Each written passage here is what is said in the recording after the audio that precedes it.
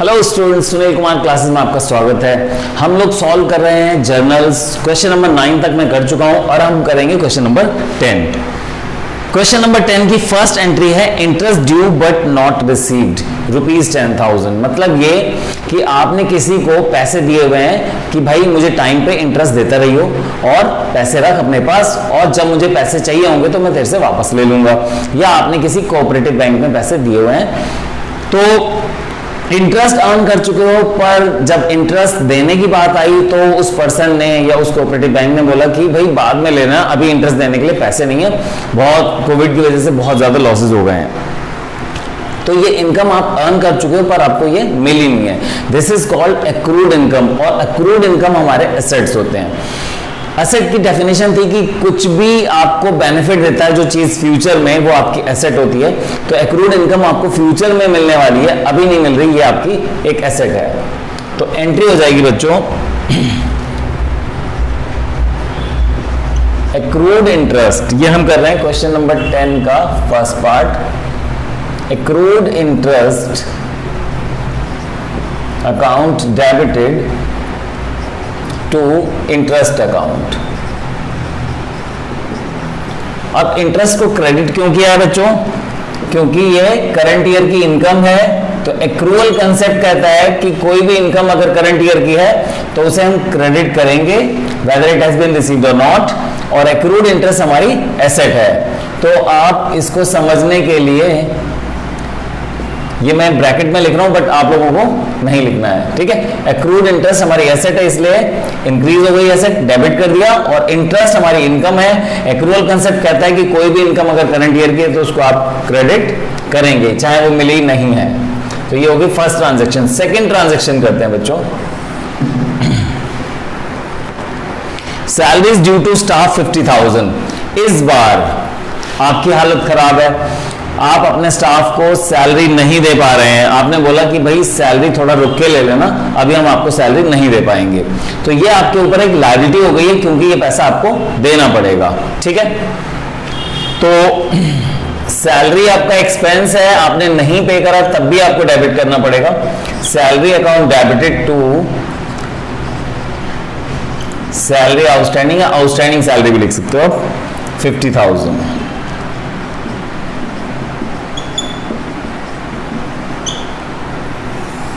ठीक है, ये एक एक्सपेंस है और सैलरी आउटस्टैंडिंग लायबिलिटी है। आपको अपने एम्प्लॉइज को पैसा देना ही पड़ेगा बाद में, तो ये एक लायबिलिटी है, इसलिए इसको हमने क्रेडिट किया। जब कोई लायबिलिटी इंक्रीज होती है तो हम उसे क्रेडिट करते हैं, और सैलरी हमारा एक्सपेंस है। Third entry, out of the rent paid this year 5,000 is for the next year.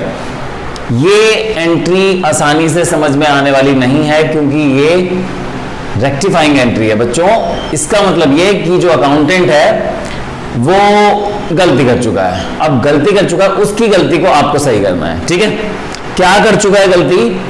कि वो rent account debit to cash लिख चुका है बहुत बड़े अमाउंट को, जिसमें से कुछ अमाउंट फ्यूचर का था। फिर से रिपीट कर देता हूं, एक बड़े से अमाउंट को वो rent account debit to cash लिख चुका है, जबकि उसमें से कुछ अमाउंट फ्यूचर का है। उसको लिखना चाहिए था prepaid rent account debit to cash, जितना अमाउंट फ्यूचर का था, बट उसने ऐसा नहीं किया। तो अब आप क्या करेंगे? उसकी मिस्टेक को आपको सही करना है। आप करेंगे prepaid rent account debit, prepaid rent account debited, ठीक है। जो एक्सपेंसेस प्रीपेड होते हैं वो आपके एसेट्स होते हैं, उनको आपको डेबिट करना पड़ता है। Prepaid rent account debit to cash नहीं लिखेंगे क्योंकि कैश तो वो पहले ही क्रेडिट कर चुका है। आप रेंट अकाउंट को वापस से क्रेडिट करेंगे क्योंकि बाय मिस्टेक वो एंट्री कर चुका है rent account debit to cash. करना था उसे prepaid account debit to cash, but वो कर चुका है rent account debit to cash. तो रेंट अकाउंट जो रॉन्गली डेबिट कर चुका है उसको वापस से क्रेडिट करेंगे। Prepaid rent account debit to rent account, और अमाउंट था 5,000। फिर से बता देता हूं मैं आपको कि एंट्री करनी थी prepaid rent account debit to cash, लेकिन उसने कर दी थी rent account debit to cash, ठीक है। Rent account debit to cash बहुत सारा अमाउंट था जिसमें से 5,000 फ्यूचर का था। तो रेंट 5000 से रेंट अकाउंट डेबिट ज्यादा हो चुका है, उसे हम वापस से क्रेडिट कर रहे हैं, और कैश को क्रेडिट करने की जरूरत नहीं क्योंकि वो कैश पहले क्रेडिट हो चुका है। तो ये हमने अपनी गलती सही की है, और प्रीपेड रेंट अकाउंट डेबिट नहीं हुआ था इसलिए हमने उसको डेबिट किया था। इसको हम बोलते हैं रेक्टिफाइंग एंट्री। क्या बोलते हैं? Rectifying entry. मैं यहां लिख देता हूं rectifying entry. Question number 4, sorry case number 4, provide 10% depreciation on furniture costing 1 lakh. 1 lakh के फर्नीचर पे डिप्रिसिएशन लगा है 10%। डिप्रिसिएशन आपका लॉस है, आपके फर्नीचर की वैल्यू कम हो गई है, डिप्रिसिएशन आपका लॉस है, डिप्रिसिएशन अकाउंट डेबिट, एक्सपेंस भी कह सकते हो आप, depreciation account debit to furniture account. अब आप कह सकते हो कि फर्नीचर अकाउंट क्रेडिट क्यों किया? 1 लाख का 10% यानी 10,000 का फर्नीचर डिक्रीज हो गया है, वैल्यू कम हो गई है, तो एसेट जब डिक्रीज होती है तो हम उसे क्रेडिट करते हैं। तो ये हो गई 4 एंट्रीज। 5th एंट्री करता हूं मैं, जब तक आप इसको नोट कर लीजिए।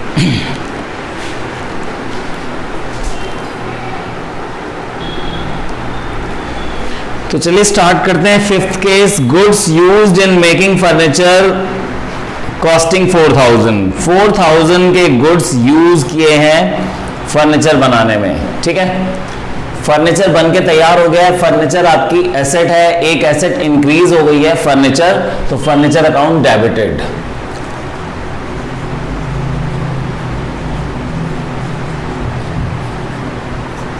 To purchase account. अब आप पिछले वीडियो में मैं आपको बता चुका हूं कि अगर आपके गुड्स सेल्स और परचेज रिटर्न के अलावा अगर आपके गुड्स जा रहे हैं बिजनेस से कहीं भी, तो वो परचेज अकाउंट को क्रेडिट किया जाएगा। इस केस में furniture account debit to purchase account. और 4000 के गुड्स, कॉस्ट उनकी 4000 थी, एमआरपी से हमें कुछ लेना देना नहीं है, सेल्स प्राइस से हमें कुछ लेना देना नहीं है। 6th case, received commission 20,000 by check, half of which is in advance। 20,000 commission मिला है आपको, cash account debited,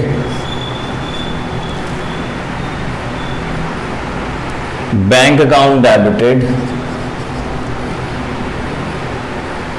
sorry cheque से मिला है, bank account debited 20,000 to commission account 10,000। अभी जो कमीशन अकाउंट है ये हमारी इनकम है, बट 10,000 है, और जो 10,000 रिमेनिंग है वो फ्यूचर की इनकम है, तो फ्यूचर की इनकम को हम यहाँ पे कमीशन रिसीव्ड इन एडवांस लिखेंगे। ये एक लायबिलिटी है, कमीशन रिसीव्ड इन एडवांस। मैं शॉर्ट में लिख रहा हूं, मैं एब्रिविएशंस यूज कर रहा हूं बच्चे, लेकिन आपको नहीं करनी है। तो कमीशन अकाउंट और कमीशन रिसीव्ड इन एडवांस 10,000। ठीक है। 7th entry, commission received in advance liability कैसे है? आपने किसी से एडवांस कमीशन लेके रख लिया है, अगर आपने नेक्स्ट ईयर जब के लिए कमीशन लिया है, अगर उस समय आपने उसका काम नहीं किया तो आपको ये पैसे वापस देने पड़ेंगे।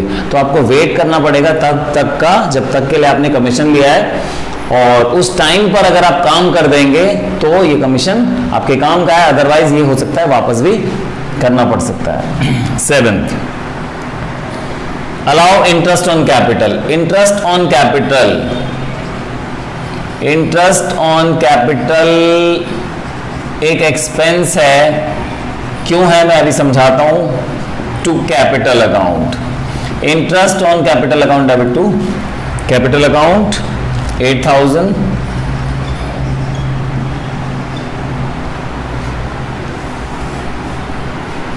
अब देखिए बच्चों, बिजनेस और बिजनेसमैन दो सेपरेट एंटिटीज हैं, और इंटरेस्ट ऑन कैपिटल मिलना चाहिए बिजनेसमैन को, इंटरेस्ट ऑन कैपिटल, और ये बिजनेस को देना है तो बिजनेस का एक्सपेंस है। ठीक है, ये बिजनेस है, बिजनेस को इंटरेस्ट ऑन कैपिटल देना है बिजनेसमैन को, तो इसलिए उसका एक्सपेंस है, ये डेबिट होगा, interest on capital account debit. Capital को क्रेडिट क्यों किया है? क्योंकि इंटरेस्ट ऑन कैपिटल बिजनेसमैन निकालता नहीं है, वो अपनी कैपिटल में ही ऐड करता जाता है। तो जो उसने कैपिटल दी हुई है बिजनेस को, उसी में वो ऐड कर देता है। और जब कैपिटल इंक्रीज होती है, मैं एरो बना देता हूं, जब कैपिटल इंक्रीज होती है तो हम उसे क्रेडिट करते हैं।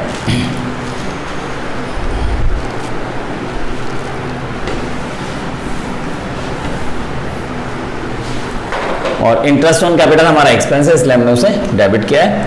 अब हम करते हैं 8th entry,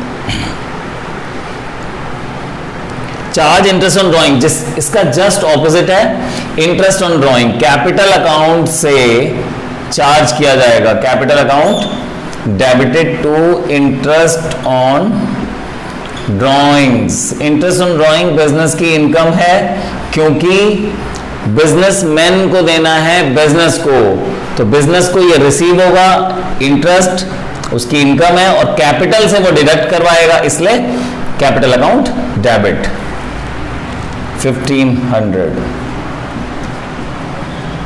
capital account debit to interest on drawings account. चलिए अब करते हैं क्वेश्चन नंबर 11। जब तक आप इसको पॉज करके नोट कर लीजिए।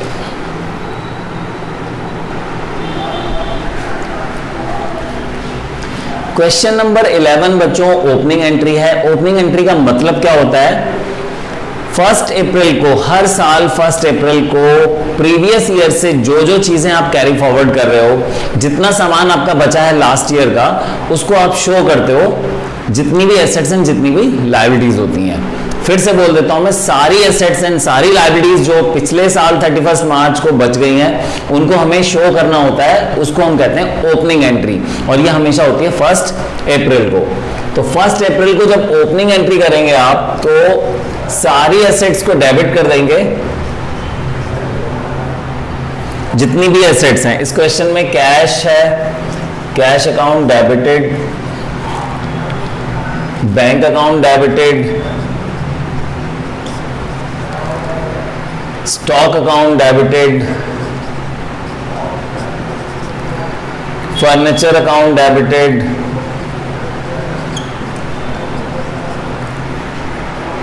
Debtors account debited. इनके अमाउंट लिख देता हूं मैं, 60, 40, 1,50,000, 43,000 एंड 1,45,000। डेटर्स के नेम दे रखे हैं, तो हमें उससे कोई मतलब नहीं है, टोटल डेटर्स हमने लिख दिए हैं। अब यहां पे हम लिखेंगे लायबिलिटीज, टू लोन, 2 क्रेडिटर्स।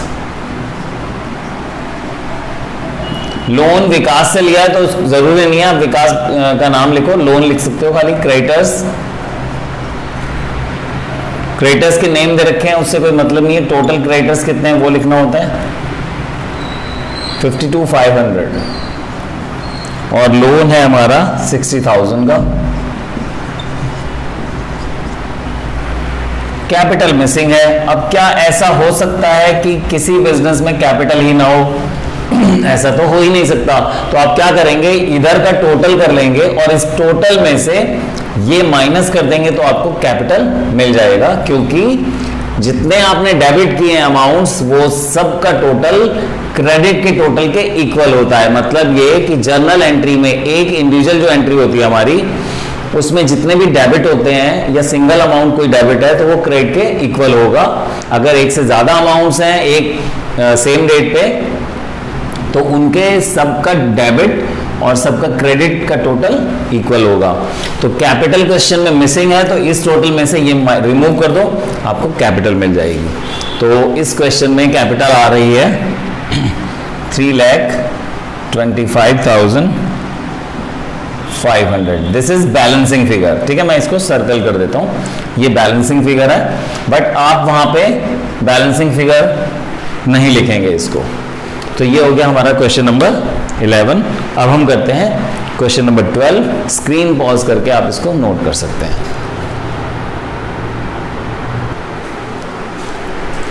तो बच्चों स्टार्ट करते हैं क्वेश्चन नंबर 12।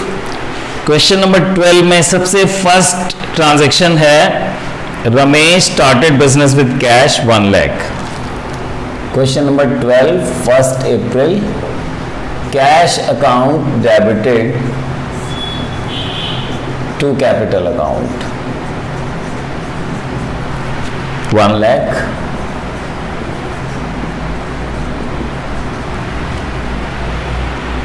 अप्रैल 2 को लिखा हुआ है पेड इनटू बैंक, तो bank account debited to cash account. ये तो बड़ा इजी क्वेश्चन आ गया बच्चों। जब क्वेश्चंस समझ में आने लगते हैं, जब आप मैक्सिमम चीजें सीख चुके होते हो, तो उसके बाद क्वेश्चन आपको इजी लगने लगते हैं। तो बैंक में पैसे डिपॉजिट कराएं, bank account debit to cash account, bank increase हो रहा है, कैश डिक्रीज हो रहा है। 20,000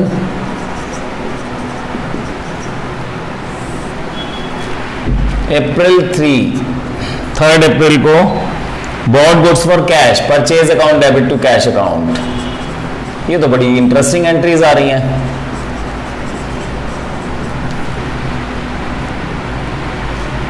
$50,000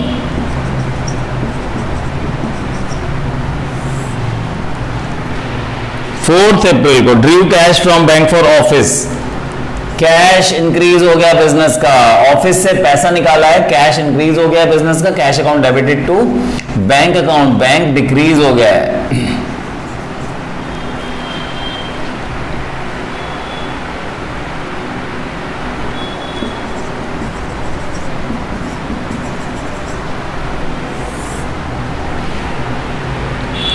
अप्रैल को sold goods to Krishna, Krishna debited to sales account 15,000। बहुत इजी एंट्री है, एक्सप्लेन करने की जरूरत नहीं है। 20th को purchase account debit to Shyam, क्योंकि लिखा हुआ है bought goods from Shyam, purchase account debit to Shyam.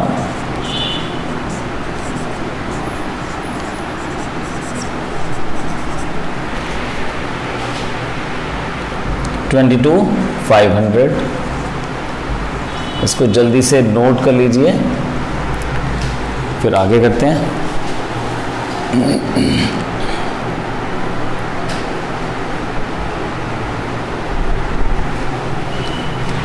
इसके बाद लिखा हुआ है कृष्णा रिटर्न गुड्स, अप्रैल 22 को, अप्रैल 22 को लिखा है कृष्णा रिटर्न गुड्स। कृष्णा ने हमें गुड्स वापस कर दिए हैं, तो sales return account debited to Krishna, sales return account debited to Krishna.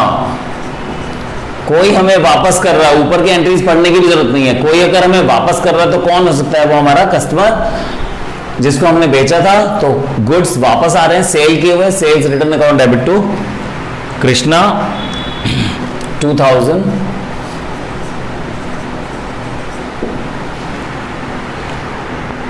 April 24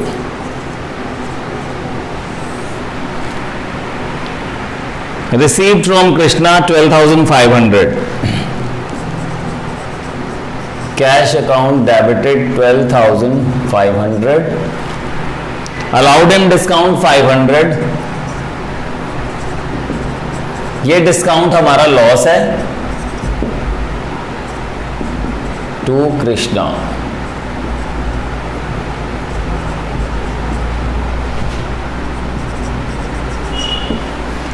debit what comes in, debit all the losses and expenses, credit the giver.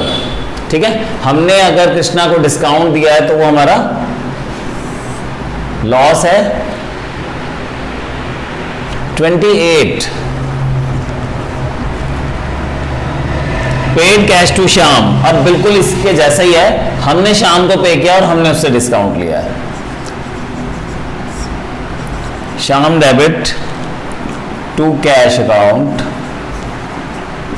To discount, discount received भी लिख सकते हैं हम। ठीक है, तो कैश अकाउंट डेबिटेड 21,500, डिस्काउंट 1,000, तो 22,500 शाम के सामने आ जाएगा। April 30 goods sold for cash to Mohan, Rakesh and Mayank.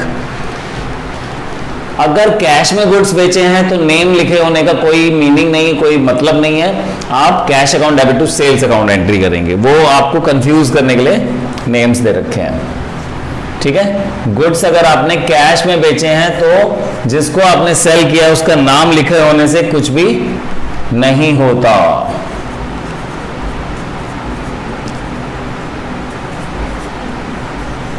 ठीक है, Mohan, Rakesh and Mayank. Old book में ये एंट्री चेंज थी। ओल्ड बुक में लिखा था cash sales for the month, तो जो न्यू बुक है 2021 की, उसमें यहाँ पे जिनको हमने सेल किया है डेटर्स, सॉरी जो हमारे क्लाइंट्स हैं उनके नाम लिखे हुए हैं, बट कैश सेल्स में कोई मतलब नहीं होता, हम किसी का नाम मेंशन नहीं करते हैं। इसके बाद है अप्रैल 30 को हम कंबाइन एंट्री कर सकते हैं। अप्रैल 30 को कंबाइन एंट्री कर सकते हैं क्योंकि दोनों एंट्री कैश अकाउंट से हो रही हैं और सेम डेट है, तो हम कंबाइन एंट्री कर सकते हैं। Rent account debit, rent account debit, salary account debit to cash account, rent account debit, salary account debit to cash account. तो ऐसे हम कंपाउंड एंट्री कर सकते हैं अगर वो सेम रेट पे एंट्री है। तो रेंट भी हमारा एक्सपेंस है इसलिए डेबिट किया, सैलरी हमारा एक्सपेंस है डेबिट किया, और टू कैश 15,000 टोटल। तो ये हो गया हमारा क्वेश्चन नंबर 12। अब हम करते हैं क्वेश्चन नंबर 13। आप स्क्रीन को पॉज करके क्वेश्चन नोट कर लीजिए।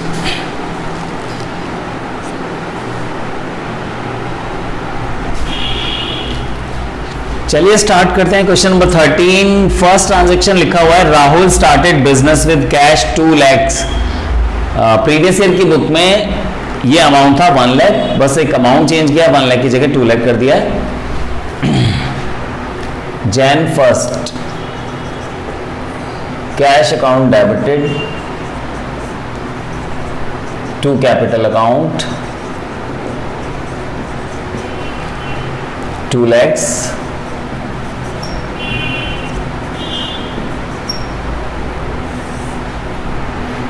Jan 2nd paid into bank, bank में पैसा डिपॉजिट कराया, bank account debit, bank increase हो गया, कैश डिक्रीज हो गया, bank account debit to cash account 60,000।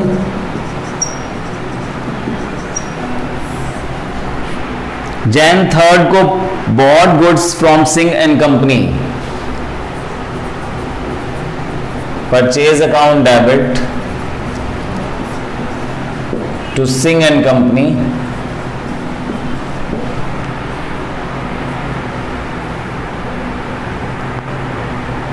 20,000।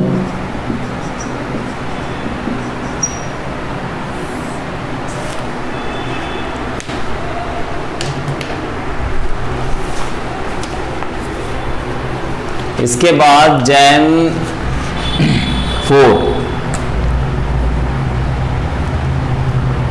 4th Jan को purchase account debit to, sorry furniture purchase किया है तो furniture account debit to cash, furniture account debited to cash account 2,000।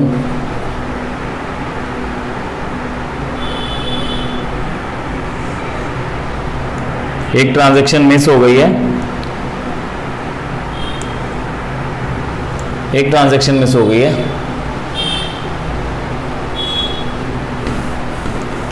Jan 3 को again एक ट्रांजैक्शन थी, paid cartage on goods purchased 300, तो cartage account debit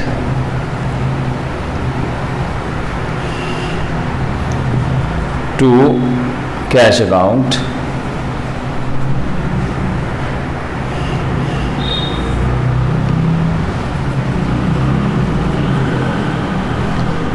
यहां पे हम कार्टेज को गुड्स की कॉस्ट में क्यों नहीं ऐड कर रहे, क्योंकि ये रूल सिर्फ फिक्स्ड एसेट्स के लिए है कि जब हम कोई फिक्स्ड एसेट्स परचेज करते हैं तो उसमें हम जितनी भी रेलेवेंट एक्सपेंसेस होते हैं वो हम उनको ऐड करते हैं उसमें, जैसे इंस्टॉलेशन वगैरह, लेकिन ये गुड्स के लिए नहीं है, तो इसमें यहाँ पे हम cartage account debit to cash account ही लिखेंगे। इसके बाद Jan 4 को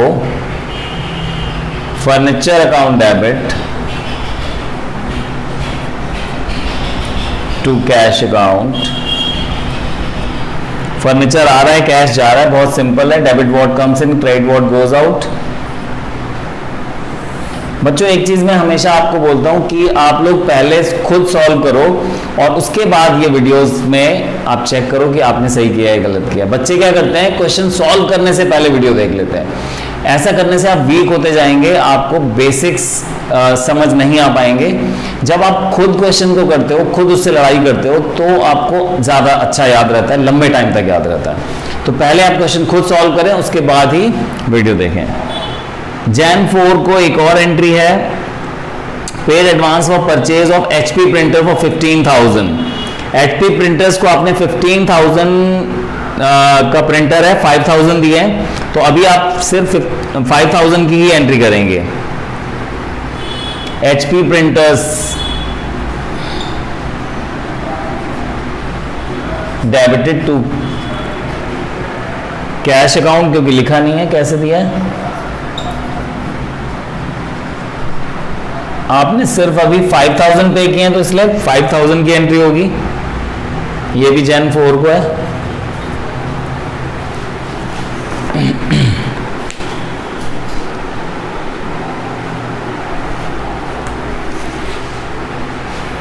इसके बाद दिखा हुआ है कैलकुलेटर। अब कैलकुलेटर बहुत छोटी चीज है, तो छोटे मोटे एक्सपेंसेस के लिए हम मिसलेनियस एक्सपेंस लिखते हैं, ठीक है। तो miscellaneous expense account debited to cash account. Calculators भी नहीं लिखा, कैलकुलेटर लिखा है। 1,000 का कैलकुलेटर देखा है कहीं? कुछ भी। इसके बाद Jan 4 को कंप्यूटर परचेज किया है और चेक से पेमेंट की है, तो computer account debit to bank account. Computer छोटी चीज नहीं है।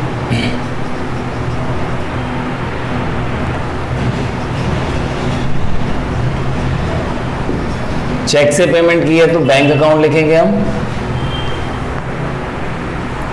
13,000। और इसके बाद जो ट्रांजैक्शन है 6 Jan, ये चेंज की गई है। लास्ट ईयर की बुक में कुछ और था, अभी 2021 की बुक में ये लिखा हुआ है, paid for mobile bill and internet 5,700 office के लिए। देखिए जब तक क्वेश्चन में मेंशन नहीं है कि वो किस चीज का एक्सपेंस है, कहां का एक्सपेंस है, आप उसे ऑफिस का ही एक्सपेंस मानेंगे। ब्रैकेट में ऑफिस लिखा है तब भी आपको पता होना चाहिए कि ये ऑफिस का ही एक्सपेंस है। घर का होगा तो हमेशा मेंशन होगा, अगर घर का एक्सपेंस होगा तो हमेशा मेंशन्ड होगा, पर्सनल होगा तो मेंशन्ड होगा, नहीं लिखा है कुछ भी तो वो ऑफिस का ही है। तो Jan 6 को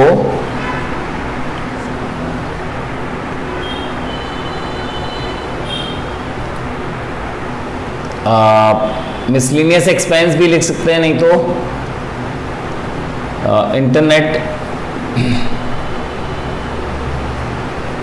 इंटरनेट या mobile bill, telephone and internet expenses account बना सकते हैं आप, ठीक है। Telephone and internet expenses account बना सकते हैं, या मिसलेनियस एक्सपेंस भी लिख सकते हैं इसको। टू कैश अकाउंट 5,700,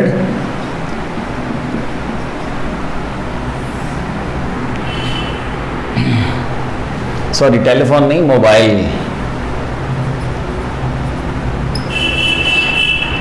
इसके बाद 8 Jan,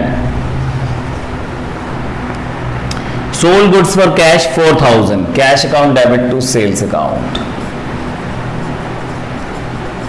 अगर कैश सेल्स वर्ड लिखा होगा तब भी यही करना है, गुड्स सोल्ड फॉर कैश लिखा होगा तब भी यही करना है, cash account debit to sales account 4,000।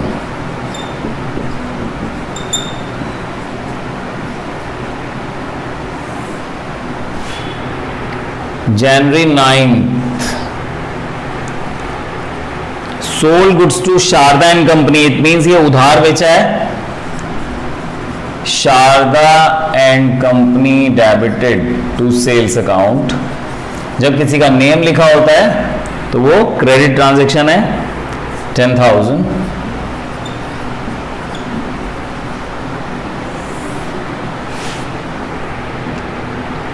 Jan 9 को paid cartage on goods sold to Sharda and company 200। अब ये लिखा नहीं है कि ये जो कार्टेज है इसको बेयर कौन करेगा, तो ये हमारा ही एक्सपेंस है। Jan 9, Jan 15, Jan 15 को Jan 9 को ही कार्टेज पे करा है, पहले वो लिख देते हैं। Cartage account debit to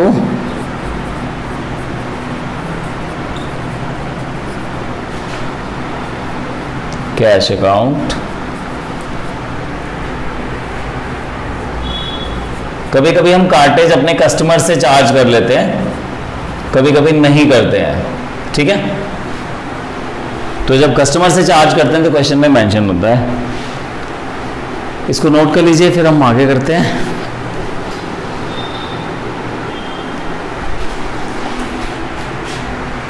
Jan 15 को लिखा है paid to Singh and company on account 17,500। Jan 15 Singh and company debited to, ये देख लेते हैं कि चेक से पे किया है या कैश। लिखा नहीं है तो कैश ही अज्यूम करते हैं। Singh and company debit to cash account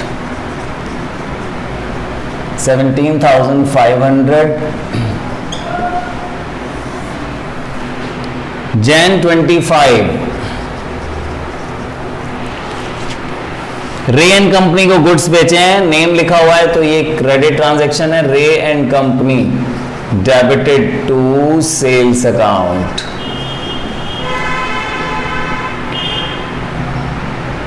5,600।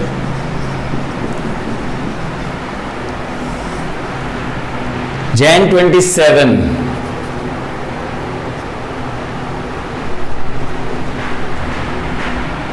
receive check from Sharda and company in settlement of amount due from them 9750। पहले ये देखो कि शारदा एंड कंपनी से पैसे कितने लेने हैं। चेक मिला है, बैंक अकाउंट डेबिटेड। आपने कम पैसे दिए हैं इसने, अभी मैं बताता हूं कैसे। Bank account debit, discount account debited, discount allowed भी लिख सकते हैं टू शारदा एंड कंपनी। देखिए शारदा एंड कंपनी को हमने कितने के गुड्स बेचे थे, 10,000 के। अभी वो कितने दे रही है, 9750, और लिखा हुआ है सेटलमेंट। 10,000 के गुड्स हमने सेल किए हैं और वो 9750 दे रहे हैं शारदा एंड कंपनी वाले। इट मींस वो 250 रुपए डिस्काउंट ले रहे हैं हमसे जबरदस्ती। क्या करें, देना पड़ता है। तो जब भी फुल सेटलमेंट लिखा है तो समझ जाओ जो कम अमाउंट मिल रहा है वो डिस्काउंट है। ऐसा आप भी करते हैं, मतलब जब आप पेमेंट करते हैं तो आप भी ऐसा करते हैं। 27 के बाद 31 को पेड फॉर इलेक्ट्रिसिटी, सैलरी और एक ड्राइंग है, तो इलेक्ट्रिसिटी एंड सैलरी को आप कंबाइन करके लिख सकते हैं। Jan 31 electricity account debited, salary account debited to cash account,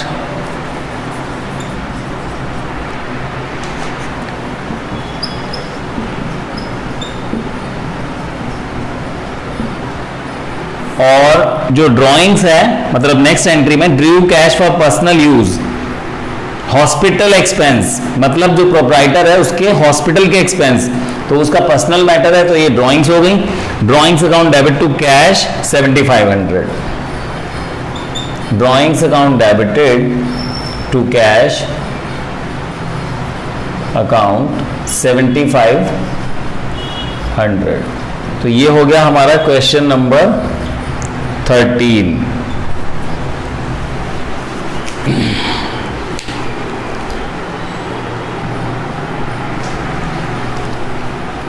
अब बच्चों जिनके पास प्रीवियस ईयर की बुक पड़ी हुई है वो थोड़ा समझ जाएं। जो क्वेश्चन नंबर 18 था तुम्हारी बुक में, ओल्ड बुक में, वो अब क्वेश्चन नंबर 14 बन चुका है न्यू बुक में।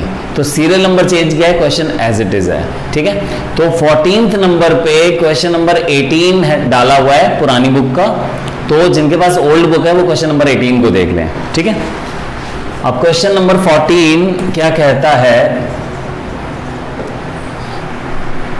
जून 1 को स्टार्ट किया है बिजनेस 50,000 से। June 1 cash account debited to capital account 50,000।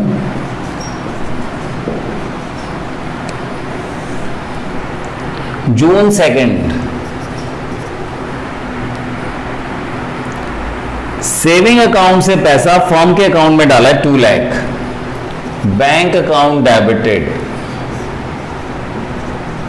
लेकिन सेविंग अकाउंट से डाला है तो ये कैपिटल इंक्रीज हुई है आपकी। जब भी आप अपने घर से पैसा लाते हैं या फर्नीचर लाते हैं या गुड्स लाते हैं या कुछ और लाते हैं, अगर आप अपने घर से कुछ भी लाते हैं बिजनेस में तो वो कैपिटल है, कैपिटल। ध्यान से बच्चों, ध्यान से, ठीक है। उसको कैपिटल अज्यूम किया जाता है कि वो एडिशनल कैपिटल की तरह है। जून 3 को receive cheque from Ram as loan, 50,000 loan मिला है आपको। जिसने दिया है मत देखो किसने दिया है, bank account debit to loan account June 3। ये हम एंट्री पहले भी कर चुके हैं। Bank account debited to loan account, bank increase हो जाएगा आपका और एक लायबिलिटी इंक्रीज हो जाएगी। गिवर का नाम लिखने की जरूरत नहीं है। 50,000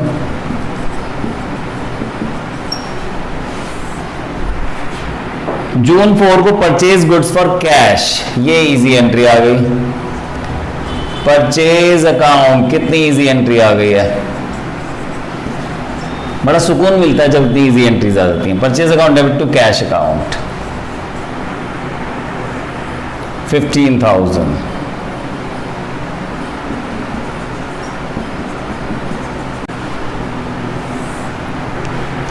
जून 11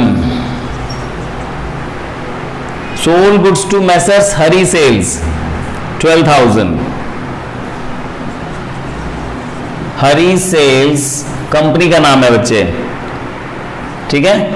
हरी sales debited to sales account. ये जो हरी सेल्स है ये कंपनी का नेम है। कभी आप सोचो सेल ऊपर क्यों लिखा है। Hari sales debited to messrs Hari sales to sales account 12,000।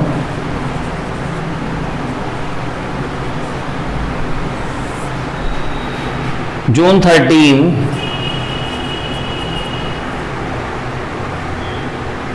Paid to Ram Avatar by cheque advance for machine 40,000। आपने राम अवतार को 40,000 दिए हैं। अगर पूरी मशीन परचेज की होती तो हम machinery account debit to bank लिखते, लेकिन पूरी मशीन परचेज नहीं की है, ये सिर्फ एक एडवांस अमाउंट दिया है, इसलिए हम गिवर रिसीवर का नाम लिखेंगे राम अवतार। राम अवतार डेबिटेड टू बैंक, ठीक है। हमने मशीनरी परचेज नहीं की है, ये सिर्फ एक बुकिंग अमाउंट है, इसलिए Ram Avatar account debit to bank 40,000। Cheque से दिया इसलिए हम बैंक को क्रेडिट कर रहे हैं। ये हो गया जून 13।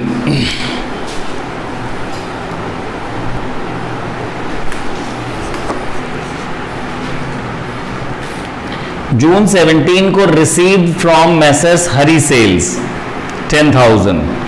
कैश मिला है हरी सेल से। June 17 cash account debited to Hari sales messrs Hari sales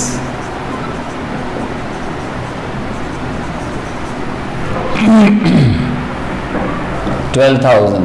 उसका एड्रेस लिखने की जरूरत नहीं है, कभी आप उसका एड्रेस लिखने लगो, हरी सेल्स दिल्ली।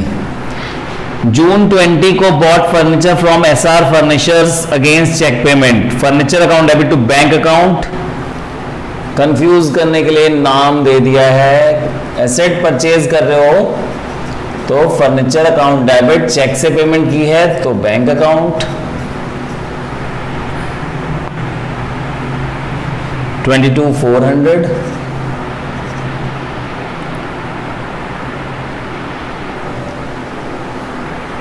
सॉरी अमाउंट ऊपर रॉन्ग लिख दिया मैंने, 17 में 10,000 है, 17th एंट्री में अमाउंट 10,000 है, उसके बाद 22,400 यहां पे है। फर्नीचर परचेज किया हमने चेक से। जून 27 को रेंट पे करा है चेक से, rent account debited to bank account 28,000, ठीक है। ये रेंट ऑफिस का है, अगर घर का होता ये रेंट यानी प्रोप्राइटर का घर का रेंट होता तो ये ड्राइंग्स लिखा जाता, क्योंकि वो पर्सनल मैटर है। ये ऑफिस का होगा इसलिए। अब आप कहेंगे कि सर इसमें लिखा तो है नहीं ऑफिस। बेटा जितनी भी ट्रांजैक्शंस हैं वो बिजनेस की ही ट्रांजैक्शंस हैं, अगर घर का कुछ भी मैटर होगा पर्सनल तो वो मेंशन होगा क्वेश्चन में।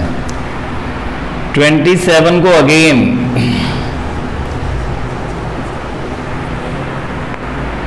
पर्सनल कार को बेच के पैसा बिजनेस में लाए हैं। मैंने बोला था कि पैसा जब घर से आएगा तो एक ही एंट्री होगी, cash account debit to capital account. अगर वो पैसा बैंक में डाला है तो bank account debit to capital account, ठीक है। अब वो अपने घर से पैसा ला रहा है, वाइफ की ज्वेलरी बेच के, चोरी करके, आग लगा के, कहीं से भी, हमें कोई मतलब नहीं है। अपना स्कूटर बेच के, हमें उससे कोई मतलब नहीं। Cash account debit to capital account 80,000, ये एडिशनल कैपिटल है इसलिए एंट्री होगी cash account debit to capital. अगर ये पैसा बैंक में डिपॉजिट कराया होता तो ये bank account debit to capital हो जाता। इसके बाद जून 27 को गुड्स डिस्ट्रॉय हो गए हैं 2,000 के, तो loss by fire account debited to purchase account, क्योंकि गुड्स चले गए हैं। अब याद करो मैंने क्या बताया था कि सेल्स रिटर्न और परचेज रिटर्न एंड सेल्स के अलावा जब भी गुड्स बाहर जाते हैं बिजनेस से, चाहे वो डैमेज हो रहे हैं, आग लग गई, चोरी हो गए हैं, चैरिटी दे दिया, आप परचेज अकाउंट को ही क्रेडिट करेंगे, ठीक है।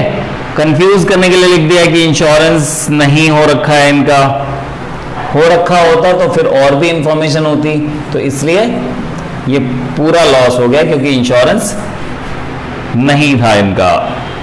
Life insurance premium for employees, अब ये देखिए बड़ा कंफ्यूजिंग है। लाइफ इंश्योरेंस प्रीमियम अगर खुद का पे करता है तो ड्रॉइंग्स है, लेकिन एम्प्लॉइज का पे कर रहा है तो ये एक एम्प्लॉइज के लिए किया गया एक्सपेंस है, ये बिजनेस का एक्सपेंस है, ठीक है। अगर अपना पर्सनल लाइफ इंश्योरेंस पे करता है तो ये ड्रॉइंग्स है, लेकिन एम्प्लॉइज के लिए पे कर रहा है तो ये बिजनेस का ही एक्सपेंस है, ठीक है। बहुत सारी फैसिलिटीज देते हैं अपने एम्प्लॉइज को, उनका इंश्योरेंस करवा देना, उनका हेल्थ इंश्योरेंस करा देना, उनका प्रोविडेंट फंड का पैसा देना, बहुत सारी चीजें, बोनस देना, तो इसलिए ये इंश्योरेंस या एम्प्लॉय बेनिफिट एक्सपेंस भी लिख सकते हो आप इसको, ठीक है। Employ benefit expense, employ benefit expense debited to cash account. इसको आप बैंक अकाउंट भी लिख सकते हो क्योंकि आजकल इंश्योरेंस वाले कैश नहीं लेते, तो आप बैंक भी लिख सकते हो इसको, ठीक है। मैं यहां लिख देता हूं बैंक, क्योंकि इंश्योरेंस वाले आजकल कैश नहीं लेते हैं। जून 30, और इसके बाद एक और एंट्री जो मैं लिख नहीं रहा हूं, ऐसे ही बता देता हूं, salary account debit to cash account. अब हम इस वीडियो में इतने ही क्वेश्चंस रखते हैं, नेक्स्ट वीडियो में रिमेनिंग क्वेश्चंस करते हैं।